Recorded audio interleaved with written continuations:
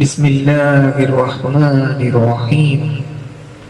मेरा जीना मेरा मरना इलाही तेरी खातिर हो।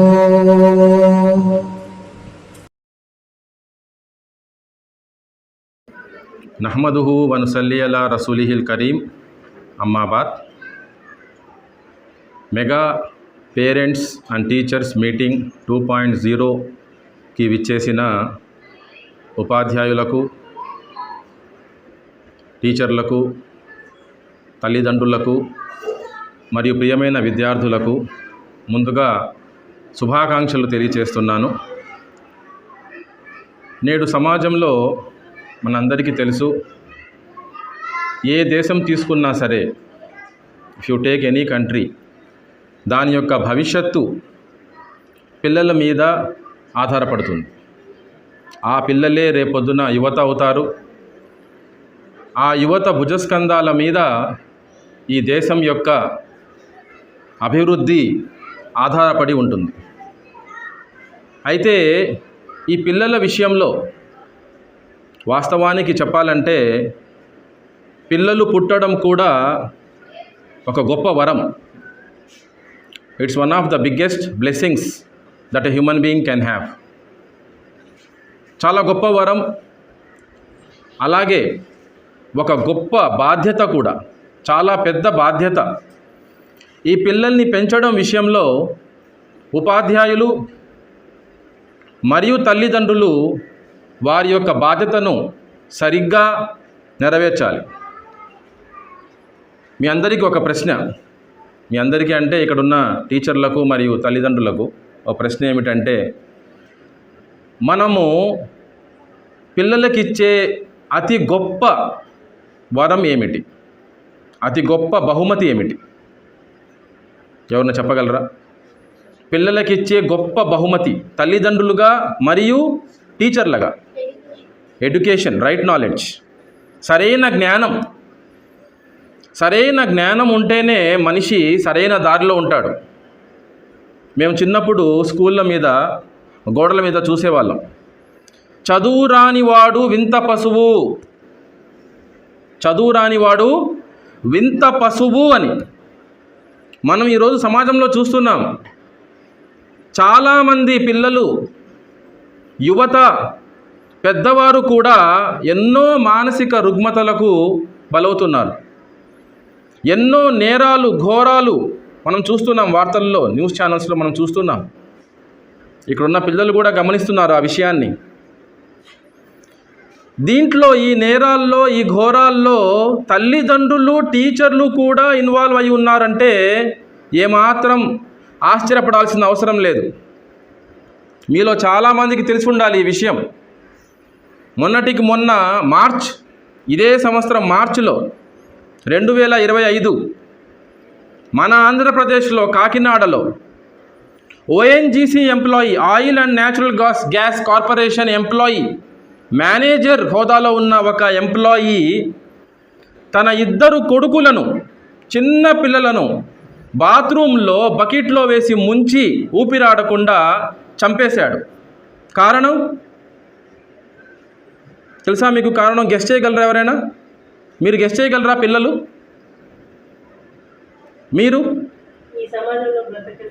ఈ సమాజంలో, ఈ కాంపిటీటివ్ వరల్డ్లో, ఇంత కాంపిటీషన్లో నా పిల్లలు సరిగ్గా చదవలేకపోతున్నారు కాబట్టి, సరిగ్గా పర్ఫామ్ చేయలేకపోతున్నారు కాబట్టి ఇక్కడ వాళ్ళు జీవించలేరు అని చెప్పి వాళ్ళని చంపేశాడు.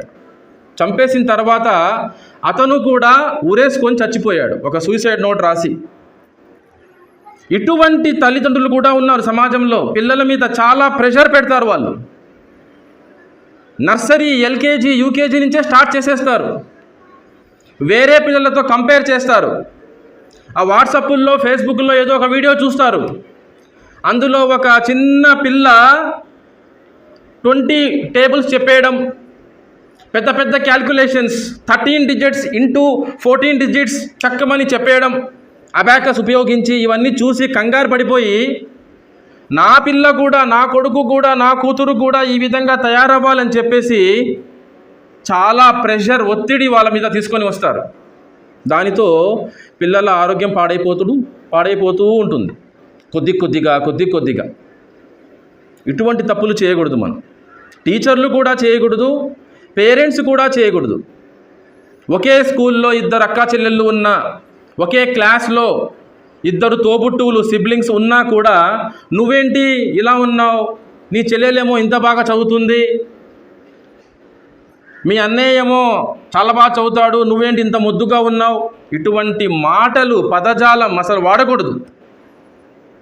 ఇది మనము టీచర్లుగా, తర్వాత తల్లిదండ్రులుగా ప్రమాణం చేయాలి ఈ రోజున. That we're not going to compare our child with anyone. ఎవరితోనూ కంపేర్ చేయకూడదు మనం. అవసరం కూడా లేదు.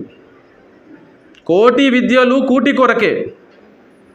కేవలం చదువుకొని డాక్టరో ఇంజనీరో అయితేనే మన బిడ్డ ఈ సమాజంలో జీవించగలడు అని ఎవరైనా అనుకుంటుంటే వాళ్ళంత మూర్ఖులు ఇంకొకరు లేరు.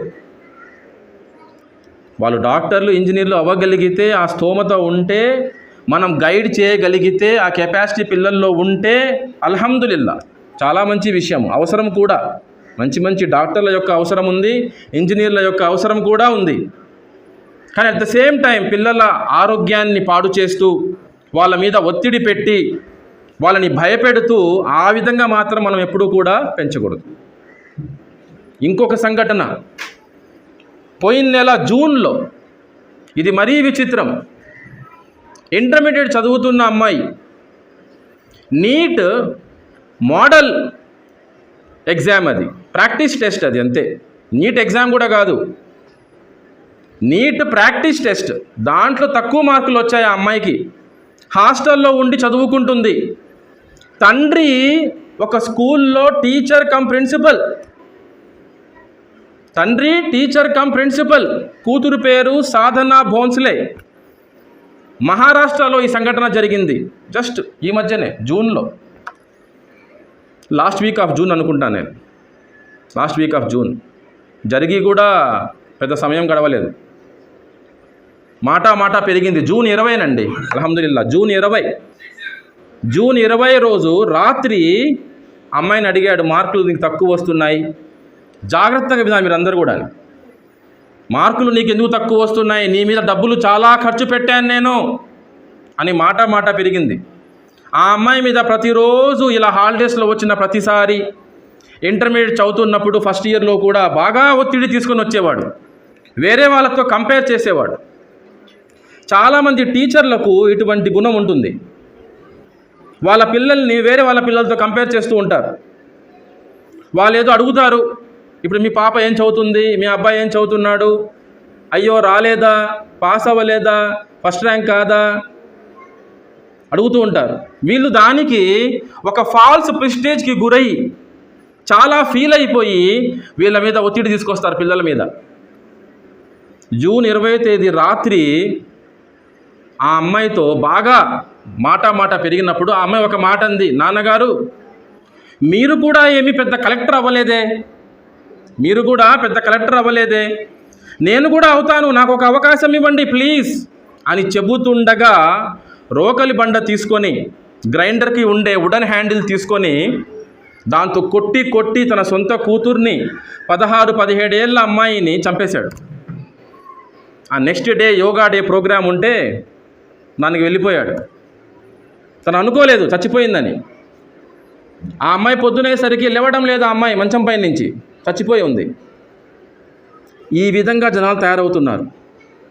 ఇక్కడ ఈ వ్యక్తి ఒక టీచర్, ప్రిన్సిపల్ మరియు ఒక తండ్రి ఇంత ప్రెషర్ తీసుకొని వచ్చాడు. మీరు ఆశ్చర్యపోతారు. ఆ అమ్మాయికి ఇంటర్మీడియట్లో పర్సంటేజ్ మీరు గెస్ చేయగలరా? 92.6% ఉంది. ఒక అవకాశం ఇస్తే చదివి నీట్లో కూడా మంచి ర్యాంక్ తెచ్చుకునే అవకాశం ఉందంటారా లేదంటారా? ఖచ్చితంగా ఉంది. అల్హమ్దులిల్లా ఖచ్చితంగా ఉంది. ఒక నిండు ప్రాణాన్ని అనవసరంగా తీసేశాడు ఆ వ్యక్తి. సో కాబట్టి ఏమిటంటే పిల్లల విషయంలో తల్లిదండ్రులు, ఉపాధ్యాయులు అందరూ కూడా చాలా జాగ్రత్తగా ఉండాలి. వాళ్ళ మీద ఒత్తిడి తీసుకొని రాకుండా, వాళ్ళని వేరే వాళ్ళతో కంపేర్ చేయకుండా, సబ్జెక్ట్ మనం టీచ్ చేస్తున్నప్పుడు బాగా దాంట్లో ఇంట్రెస్ట్ క్రియేట్ చేసి, జనరేట్ చేసి, పిల్లలు ఎక్కడైనా తప్పులు చేస్తుంటే వాటిని కరెక్ట్ చేస్తూ, రివిజన్ క్లాసెస్ కండక్ట్ చేస్తూ, బాగా ప్రాక్టీస్ చేయిస్తూ, వాళ్ళకి తోడుగా ఉండాలి మనం. వాళ్ళకి ఏ కష్టం వచ్చినా కూడా మనం గుర్తు రావాలి. ఈ రోజున చూడండి, చిన్న కష్టం వచ్చిందా ఆత్మహత్య. చిన్న చిన్న పిల్లలు కూడా చిన్న చిన్న విషయాలకు. ఎందుకు? మంచి విలువలను మనము పెంపొందడం లేదు. We're not planting good values in their heart. మంచి విలువలు, సహనం వహించాలి, నిజాయితీగా ఉండాలి, సచ్చీలత, సత్యసంధత, వీటి యొక్క ప్రాముఖ్యత ఏమిటి, మనం వీటి గురించి చిన్నప్పటి నుంచే మంచి బీజాలను వాళ్ళ జీవితాల్లో నాటాలి మనం. కాబట్టి ఏమిటంటే ఈ విషయాలను మనం గుర్తుంచుకొని మన పిల్లల విషయంలో మనం జాగ్రత్త వహిస్తే మన పిల్లలే కాదు, మన మొత్తం సమాజం, మన దేశం కూడా బాగుపడుతుంది. ఇంకా మన పిల్లలకి ఇచ్చే ఒక గొప్ప బహుమతి మన సమయం, విలువైన సమయం. ఈ రోజున చాలామంది కూడా ఈ విషయంలో కూడా పొరపాటుకు లోనే ఉన్నారు. 40 ఏళ్ళ వయసు వచ్చేసరికి నాకంటూ ఒక సొంత ఇల్లు ఉండాలి, ఒక 4 చక్రాల వాహనం ఉండాలి, కొంచెం ప్రాపర్టీ ఉండాలి, నాకు 2 పిల్లలు ఉంటే 2 పిల్లల మీద కూడా ఒక ప్రాపర్టీ, ల్యాండ్స్ ఉండాలి, బిల్డింగ్స్ ఉండాలి అని ఈ తాపత్రయంలో ఏం చేస్తున్నారు? అసలు ఫ్యామిలీకే టైం ఇవ్వడం లేదు. వాళ్ళ భార్య పిల్లలకు అసలు టైమే ఇవ్వడం లేదు. ఈలోగా ఏమవుతుంది? వీళ్ళకి 40-50 ఏళ్ళు వచ్చేసరికి పిల్లలు ఎదిగి పెద్దవాళ్ళు అయిపోతున్నారు. మొక్కై వంగనిదే మానై వంగునా అని ఒక సామెత ఉంది. ప్లాంట్గా if you cannot bend it, can you make it bend? Can you bend it when it becomes a tree with a huge trunk? సాధ్యమవదు. ఈ రోజున అదే పరిస్థితి. చాలామంది తల్లిదండ్రులు ఇటువంటి తప్పులు చేసి పిల్లలకు సమయం ఇవ్వకుండా, సరైన జ్ఞానాన్ని ప్రసాదించకుండా, సరైన విలువల్ని వాళ్ళు పెంపొందించకుండా, పెద్దవాళ్ళు అయిన తర్వాత మా మాట వినడం లేదండి అని ఏడుస్తున్నారు, రక్త కన్నీరు కారుస్తున్నారు. ప్రయోజనం ఏమిటి? ఏమీ ప్రయోజనం లేదు. మరొక ముఖ్యమైన విషయం, మన పిల్లలు మొబైల్ వాడుతున్నప్పుడు దేర్ షుడ్ బి సూపర్విజన్. ఎవరితో మాట్లాడుతున్నారు, ఏంటి, చాటింగ్ చేస్తున్నారా, మీరు పడుకున్నాక రాత్రిపూట మేలుకొని వాళ్ళు చాటింగ్ చేస్తున్నారా, ఎవరితో చాట్ చేస్తున్నారు, ఏం చేస్తున్నారు, జాగ్రత్త వహించాలి. చిన్నపిల్లలు ఏం కాదు, పెద్దగా తెలుసుకుంటారని అనుకోకండి. చిన్నపిల్లలకు తెలియదు కాబట్టే, మన పిల్లలకు తెలియదు కాబట్టే, మనకు తెలుసు కాబట్టే మనం చిన్నప్పటి నుంచి వాళ్ళని గైడ్ చేస్తూ ఉండాలి.